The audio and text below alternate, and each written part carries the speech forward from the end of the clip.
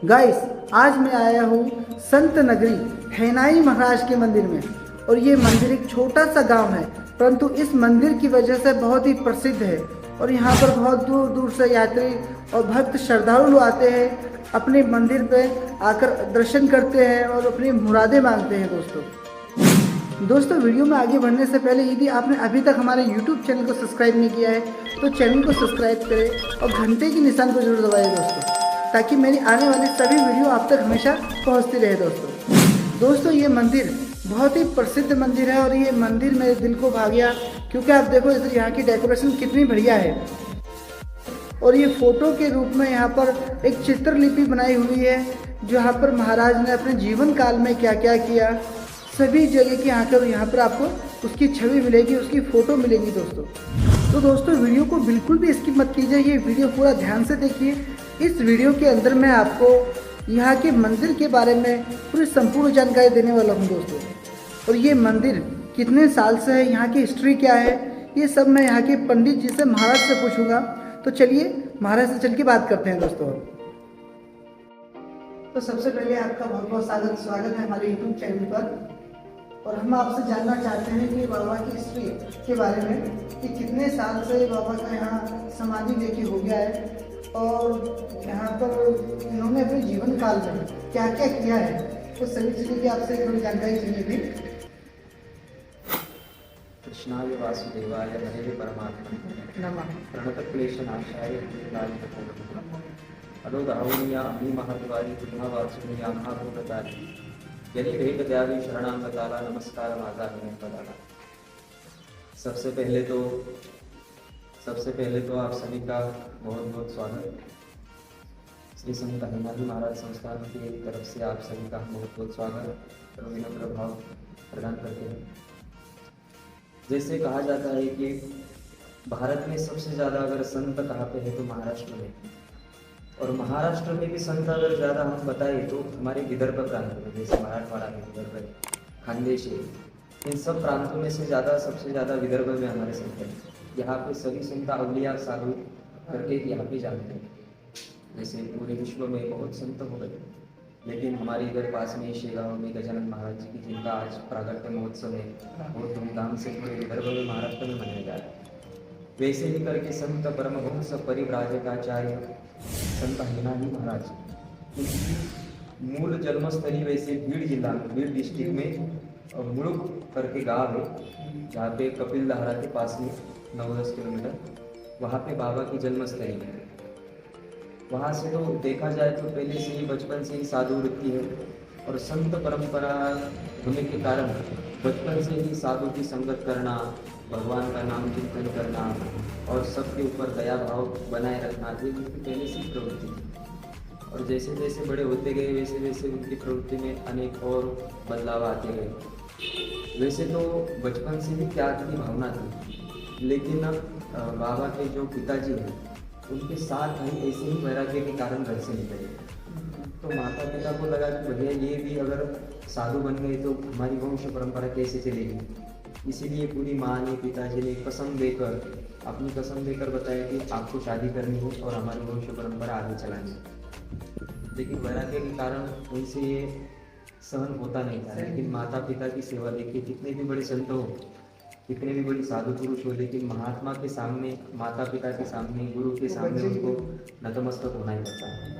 तो माता के कारण उन्होंने फिर गृहस्थी आश्रम स्वीकार करने का निर्णय लिया। बाद में उनकी शादी वही बीड़ डिस्ट्रिक्ट में ही पिंपलगांव करके गाँव है, उधर की माता के साथ उनकी शादी हुई, फिर उनको एक बच्ची भी हुई।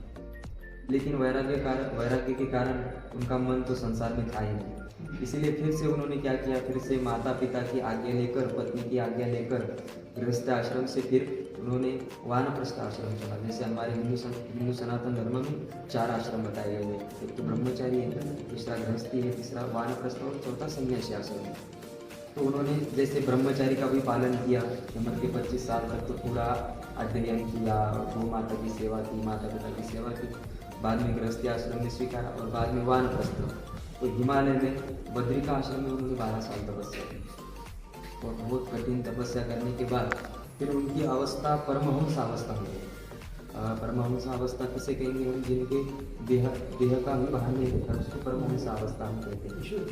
ईश्वर के सामने बस भगवान को ही वो जानते हैं, बाकी तो कुछ समाधि होता नहीं। बस परमहंस अवस्था प्राप्त करने के बाद उन्होंने फिर से गुरु की आज्ञा से फिर यहाँ पे आए। फिर यहाँ पे थोड़ी दूर 15 किलोमीटर एक अंधारवड़ नाम का एक बहुत बड़ा वट वृक्ष है, उसके नीचे दिन में भी अंधेरा रहता था और वहाँ पे भी व्याघ्र पिशाच वगैरह सब वहाँ पे रहते थे। बाबा ने वहाँ पे जाने के बाद 12 साल तपस्या की। 12 साल तपस्या करने के बाद वहाँ पे बंदारक ऋषि है, गौतम ऋषि है, वहाँ पे अनेक ऋषियों का आशीर्वाद प्राप्त करने के बाद अनेक सिद्धियाँ तो प्राप्त होती है। देखिए सभी सिद्धियाँ साधुओं के पास होती है, लेकिन बाबा ने कभी भी अपनी सिद्धियों का कभी उपयोग किया नहीं, क्योंकि हमारे जगत गुरु तुकाराम महाराज कहते हैं कि सिद्धि लावे किसे आणि कोण तया कुसे। सिद्धि ऐसी होती है कि कुछ दिन के लिए सिद्धि होती है, लेकिन वो सिद्धि का प्रयोग करने के बाद, सिद्धि नष्ट होने के बाद वो आदमी फिर पागल बन जाता है। क्योंकि देखिए अमीर आदमी अगर गरीब हो जाएगा तो वो पागल ही हो जाता है, क्योंकि अमीरी की आदत लगने के बाद गरीबी में रह नहीं सकता। जैसे सिद्धि आने के बाद, नष्ट होने के बाद वो आदमी की सिद्धि नहीं रही तो फिर उसकी वो आदत ही बन जाती है। इसलिए बाबा ने कभी सिद्धि का उपयोग नहीं किया। अंधश्रद्धा के विरोध में उन्होंने काम किया। अपने जो उनका समय था, उनके समकालीन जो कुछ अंधश्रद्धा चल रही थी, उनको भी बहुत बड़ा विरोध उन्होंने किया। लेकिन क्या होता है कि देखिए समाज में अगर टिकना है, समाज में रहना है, तो क्या हम अभी जैसे आप है, जैसे आपको यूट्यूब चलाना है तो आपको अच्छा कैमरा, अच्छा माइक, अच्छा रहन सहन होना ही चाहिए। वैसे साधु तो हम अगर देखें तो थोड़ा सा हमको लगता है कि भाई भगवा वस्त्र उनके शरीर पर होना चाहिए, बहुत बड़ी माला उनके ऊपर होनी चाहिए, 150 शिष्य मंडल उनके पीछे होनी चाहिए। तो बाबा ने देखा लेकिन अवस्था नहीं थी। लेकिन बाद में कुछ ऐसे ऐसे चमत्कार किए, जैसे आप देख सकते हैं मंदिर में सभी वहाँ पे जो किया अपने जीवन काल में 36 चैप्टर, जिसे हम कहेंगे अध्याय कहते हैं मराठी में, 36 चैप्टर में पूरा बाबा का हिना ही लीलामृत करके ग्रंथ है।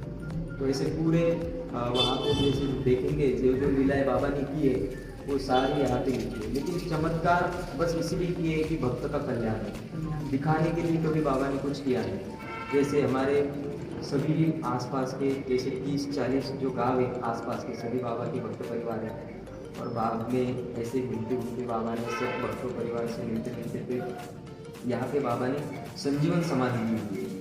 बाबा ने शरीर का त्याग करके समाधि नहीं ली है। बाबा ने मतलब जो थे वैसे ही शरीर पूरा रख के संजीवन समाधि ली। जैसे हमारे ज्ञानेश्वर माउली ने भी संजीवन समाधि ली, बाबा ने संजीवन समाधि ली। अभी 87 ईयर्स हो गए बाबा को संजीवन समाधि लेते हुए। और सभी परिसर के माध्यम से आसपास के सभी गांव मिलकर और हमारा ये मुंडेपड़ ग्राम, ये मिलकर हम कम से कम 81 क्विंटल का पूरी बनाते हैं और सब्जी, बैंगन की सब्जी बनती है। कम से कम 2-4 लाख पब्लिक यहाँ पे होती है भंडारे के दिन। रामनवमी में जैसे अम्बी बारस की एकादश होती है, उस दिन बाबा ने समाधि ली हुई है। तो बहुत सी तिथियों का जो औचित्य पकड़ के बाबा ने समाधि ली और बाद में सभी हमारे इधर भक्तों का कल्याण किया है सभी। और सभी बहुत बाबा को मानते हैं और अवलिया साधु है। संत को तो कुछ चाहिए होता नहीं है, बस अपने भक्तों की खुशी में ही संत की खुशी है। ईश्वर का नाम लेना और भक्तों बस ईश्वर का नाम लेना है, भक्त का नाम लेना है। और जैसे हम बोलते हैं ना, गुरु वेदांत वाक्येषु विश्वास, वैसे सभी जो ग्रामवासी थे, सभी जो परिसर है, बस बाबा के ऊपर डाल देते हैं। तो बाबा को हम बाबा ही कहते हैं कि हमारे पिताजी हैं। बस गांव में जो आएंगे, परिसर में जो आएंगे ना, तो वो बाबा के ऊपर डालेंगे। भाई उनका अभी हम इधर तक आए तब तक हमारा काम है, अभी बाबा का काम है, अभी वो करेंगे जो करना है। बस ऐसा इतना बहुत ही बढ़िया है। बाद में बाबा ने समाधि लेने के बाद उनके बाद में उनके पट्ट शिष्य शंकर बाबा करके सेवानंद बाबा उनका नाम अभिषेक के बाद किया है। तो फिर यहाँ के महंत बने और उनके बाद फिर वसंतराव बाबा, ये बने, फिर बाद में किरण महाराज जी, ऐसे सभी इनके साथ मिलकर सभी ये चलाते जी। तो ठीक है, तो बाबा रखिए, अभी हम इनका बहुत बहुत शुक्रिया करते हैं कि इन्होंने यहाँ के बारे में हमको पूरी डिटेल में बताया। और दोस्तों, ये मंदिर बहुत ही भव्य और बहुत ही शानदार मंदिर है। यहाँ की बनावट आप देख सकते हैं, यहाँ कितने श्रद्धा से लोग आते हैं, बड़े बड़े दूर से यहाँ से लोग आते हैं यहाँ पर। तो आपका बहुत बहुत धन्यवाद। आपका भी बहुत बहुत धन्यवाद। आपका जो चैनल है हमारा सेगांव स्मार्ट चैनल है, YouTube Segaon channel. Smart channel, आप सभी का, सभी मेरे भाई का भी बहुत बहुत धन्यवाद। आप सभी भी जब भी हमारे बुल्ढाना डिस्ट्रिक्ट में आए तो एक बार ज़रूर आश्रम में पधारिएगा। आप सभी का बहुत बहुत धन्यवाद और स्वागत।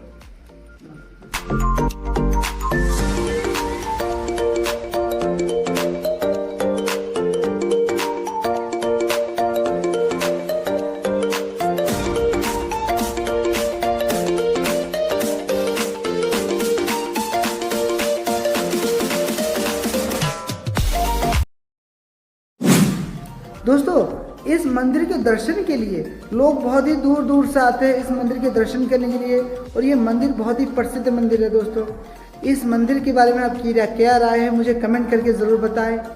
और दोस्तों, इस मंदिर के लिए, महाराज के लिए कम से कम 1 लाइक तो ज़रूर कर दें दोस्तों। और ज़्यादा से ज़्यादा ये वीडियो को शेयर करें ताकि लोग ज़्यादा से ज़्यादा इस मंदिर पर आए और यहाँ के दर्शन कर सके। दोस्तों, मेरे इस YouTube चैनल पर आप अगले कौन से मंदिर का वीडियो देखना पसंद करेंगे, मुझे कमेंट करके ज़रूर बताएं। और दोस्तों, जिसके कमेंट ज़्यादा आएंगे तो मैं, हो सकता है मेरा अगला वीडियो आपके बताए गए सुझाव पर हो, आपके बताए मंदिर पर ही हो। दोस्तों, तो मिलते हैं दोस्तों किसी अगले वीडियो में। तब तक के लिए जय श्री कृष्ण।